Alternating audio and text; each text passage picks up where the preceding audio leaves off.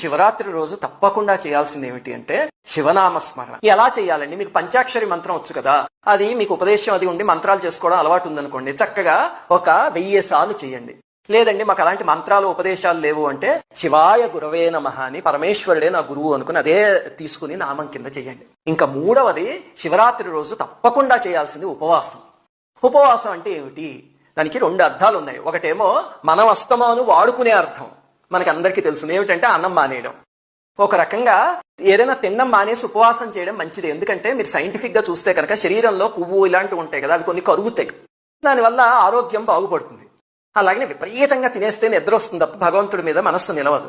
అందుకని ఉపవాసం అనే దాన్ని మన ప్రతి పండక్కి మన ఋషులు లింక్ చేసి పెట్టారు. కానీ గుర్తుపెట్టుకోండి, అలా మానేసేసి మధ్య బీపీలు షుగర్లు ఉన్న వాళ్ళందరూ కటిక ఉపవాసం చేద్దామని పట్టుదలతో కూర్చుని పక్క రోజు వెళ్లి హాస్పిటల్లో చేరుతున్నారు, సెలైన్లు పెట్టించుకుంటున్నారు.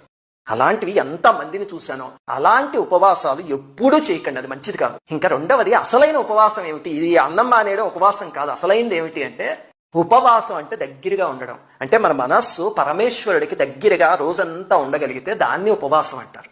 అలాగ రోజంతా ఉండడం కోసం చేసేదాన్నే జాగరణ.